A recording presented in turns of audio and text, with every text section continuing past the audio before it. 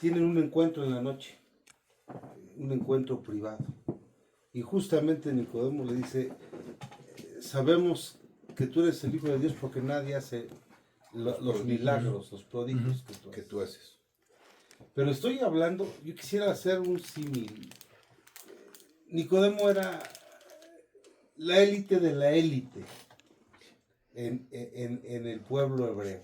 Estaba perdón por decirlo así, doctor, estaba dibujado diferente a los demás. Sí, es más, nosotros hemos llegado a algunas conclusiones que había una disputa por el liderazgo del Sanedrín. Por un lado estaba Anás y Caifás. Eran parientes. Eran parientes. Ellos detentaban el poder económico y político. Incluso Anás creo que había tenido el consejo de Sanedrín 6 o 7 generaciones. Así O sea, es. habían detentado el poder político del Sanedrín. Pero cuando llega Jesús, lo llevan a él primero, ya no siendo del Sanedrín. Anás, pero Caifás sí. Anás ya no, Ya pero no, Caifás pero era su yerno. Era yerno, el poder yerno. detrás del poder. Anás significaba poder político y poder económico. Sí, religioso. Sí, era la transmutación del poder, lo que pues, todavía hasta la fecha vemos, ¿no? El hijo, el tío, es decir, había por generaciones ellos detentado ese grupo, Sí. el poder, y por el otro lado estaba el gran maestro de la ley Nicodemo. Nosotros interpretamos de forma hermenéutica y filosófica que había una disputa por el poder. Y es algo interesante, Jaime, rápidamente, cuando Nicodemo se entrevista con Cristo, Cristo le habla de la necesidad de una conversión, de un renacimiento. Incluso Nicodemo le dice, pero ¿cómo puedo renacer yo siendo viejo, Rabí? Pero le dice, no, es que es un renacimiento de carácter espiritual. Y después Juan lo vuelve a citar, esto es algo muy interesante. Cuando se junta el consejo, y de veras, parecían lobos rabiosos queriendo devorar al cordero. Wow. O sea, verdaderamente cuando uno lee a Juan es algo Los interesantísimo. intereses Sí, estaban siendo trastocados. lo increpaban de una manera terrible, brutal. Y Nicodemo le dice, afortunadamente nuestra ley prevé que primero se escuche al presunto culpable y se examine su proceder. Palabras más, palabras menos. Es decir, lo que Nicodemo estaba invocando era un debido proceso. Eso es algo muy importante. Y sonaba en ese momento con un riesgo político bastante alto, ¿no, Alberto? Uh-huh. Sí, claro. Obviamente los costos que eso implicaba eran cierta segregación dentro de la sociedad judía. Hay que recordar que por cuestiones específicas las personas vivían en algún momento hasta fuera de la ciudad, que eran los casos para aquellos que contraían la enfermedad de la lepra, para aquellos que tenían periodos de impureza, que en este caso dentro de su aplicación de la Torah era hasta las propias mujeres que en algún momento habían dado a luz o vivían sus periodos impuros. Así es. Y que pues bueno, en ese caso también en este tipo de situaciones el propio abogado estaba expuesto a ser rechazado dentro de esa sociedad y él aún bajo toda la presión que estuvo viviendo y a la cual estuvo sometido se mantuvo firme. La única manera de haberse permanecido firme por la certeza de que era el Hijo de Dios. Por supuesto. Si no, no lo apuesta. Por supuesto. Claro. Lo ve de noche. Es decir, había una presión política con miedo. Sí. Y el Sanedrín ejercía una presión social de tal suerte que si te vemos cerca de él... Tache. Sí. Pedro, tú hablaste, Armando, de Pedro. Sí. Lo niega. Porque los testigos... los testigos del presunto delincuente corrían la misma pena. O sea, era la pena de muerte. O sea, por eso Pedro le trasciende su humanidad, ¿no? Y le dice, o sea que si un testigo atestiguaba a favor, en este caso del inculpado, así es, y era culpable, la misma pena se le aplicaba. Porque además era de sedición. Sí. Y no podía ser uno solo. Sí, era en grupo. Es correcto. Y entonces aquí cómo Jesús deslinda. A Qué Pedro. maravilloso eso. No a todos. Sí, Dejen que todos se vayan. Estos no tienen nada que ver. Y los deslinda. Pero además Pedro comete un grave error. ¿A quién ataca? A un soldado. Así Ujú. es. Y cuando te vas en contra de un soldado, es reo de muerte. muerte. Por el tipo de leyes que tenían entonces los romanos. Qué interesante. Y además lo cura, hace el milagro y lo vuelve a liberar a Pedro. ¿Cuál Así fue es. el propósito de liberarlos a ellos? Y ahí estamos todavía en el proceso hebreo, ¿eh? Así es. Sí, sí, sí. O sea, es cuando lo prenden. Sí.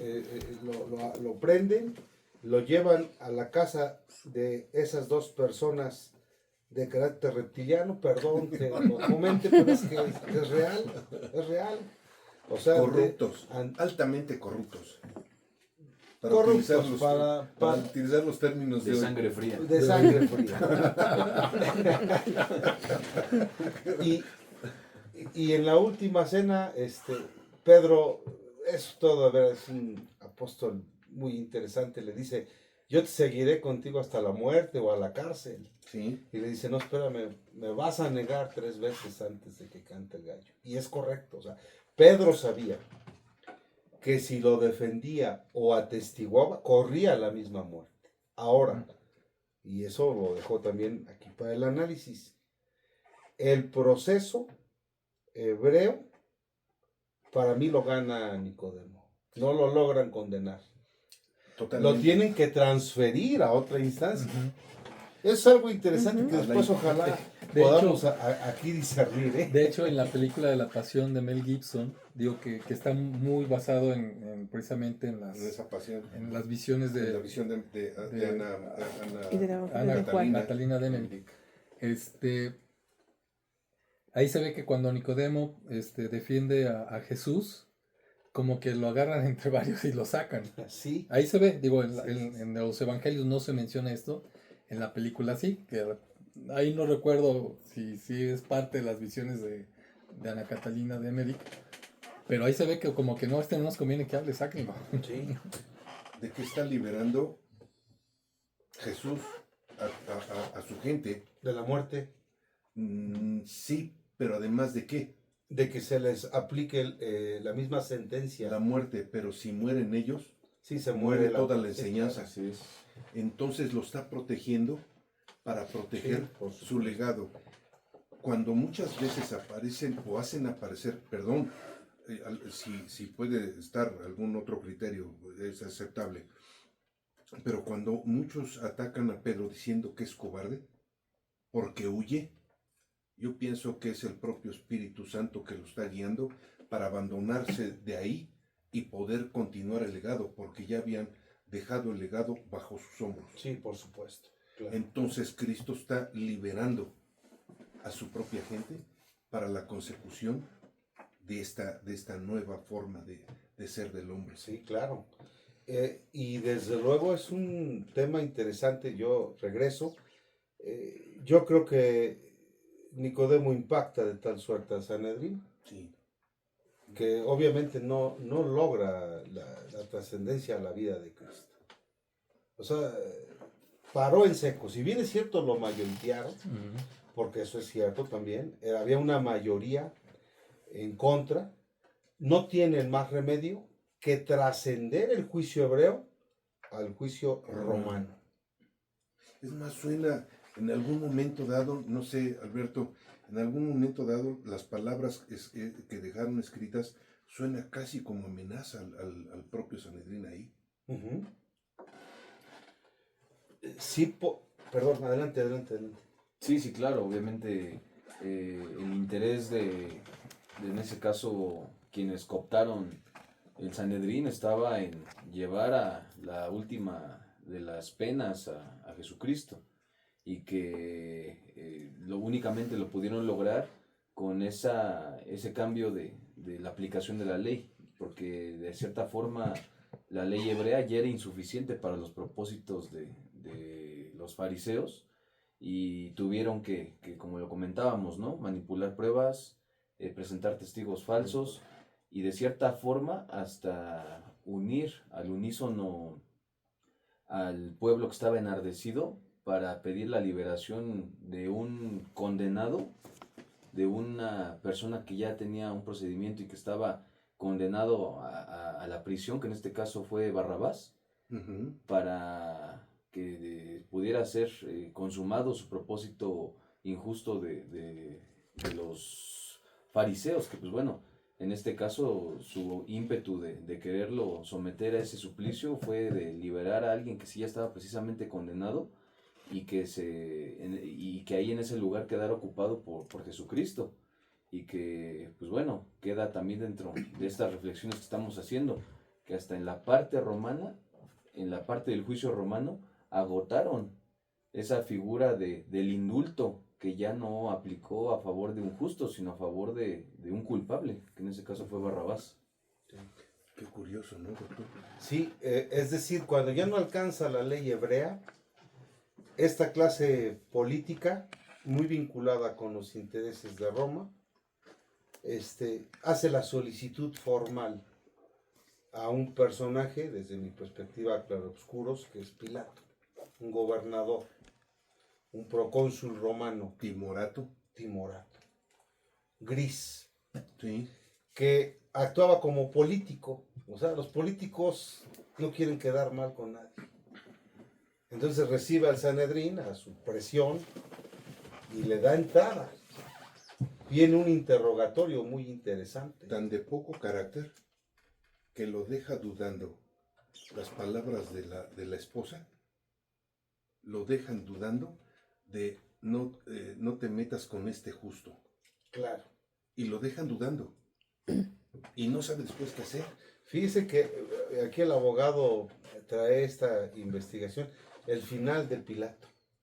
Y bueno, Claudia Prócula sigue después a Cristo Sí. y Deja- sigue a los apóstoles. O sea, abandona a Poncio Abandona. Pilato. Ujú. Y la muerte Wow. de Pilato, tú traes la referencia Claro. bibliográfica, también a lo mejor es digna de comentar en estos momentos, ¿no? Adelante, Sí, adelante. sí, es una información muy curiosa, muy ad hoc al propósito de esta Singular. conferencia, así es, Ajá. porque bueno, dentro de el cúmulo que obedece a este tipo de narrativas, que no solamente pudiéramos nosotros constreñirlas a los evangelios o en este caso a los hechos de los apóstoles que nos dan un poquito más de luz, sino también a evangelios no canónicos, los famosos evangelios apócrifos, en lo que son las cartas de Pilato o el Evangelio de Nicodemo, se hace referencia precisamente a que dentro de los testimonios que fueron a rendir a Tiberio, en este caso el emperador romano de aquella época que vivió este procedimiento, cabiendo destacar que Judea era una provincia romana, Ujú. y que al momento en el que le pasan el reporte, porque después de eso las propias cartas de Pilato refieren que hubo muchas revueltas, en donde bajo esos términos, ¿no?, actuales, se empiezan a cartear eh, Tiberio con Pilato respecto de lo ocurrido, y en una de esas cartas Pilato reconoce que después de haber estado interpretando, escuchando lo que ocurrió, los prodigios que pasaron todavía después de la muerte en la cruz de Cristo, en la que se rasga el velo del templo, en el que tiembla la tierra, se oscurece el cielo, etcétera, cosas que pasaron de acuerdo a estos escritos y a la tradición. Él se arrepiente, Tiberio lo manda a traer a Roma, encadenado, y como una forma de reprenda en contra de su timorato actuar, de su cobardía para liberar a alguien que a todas luces y a la interpretación era justo, decía, ¿no?, el médico no solo de los cuerpos, sino de las almas. Entonces, él lo que hizo fue condenarlo a una muerte por inanición, porque de acuerdo a la tradición romana, quien tenía oportunidad de ver a los ojos al emperador lograba el indulto, y para evitar esa situación lo fueron a encerrar a una cueva en donde, pues bueno, él por hambre, pues obviamente perece, pero ahí el objetivo fueron dos: uno, no obtener el indulto para no mirar al emperador, y dos, que sufriera una muerte alargada y en este caso con mucha penitencia respecto de su cobarde actuar en cuanto al juicio de Jesucristo. Wow. Qué interesante, y aquí, queridos amigos, vamos a tener que ir a nuestro corte de mediodía, pero qué interesante es el conjugar algo, querido doctor, queridos todos, Dios vomita a los tibios. Así es. Nos vamos al corte. Sí.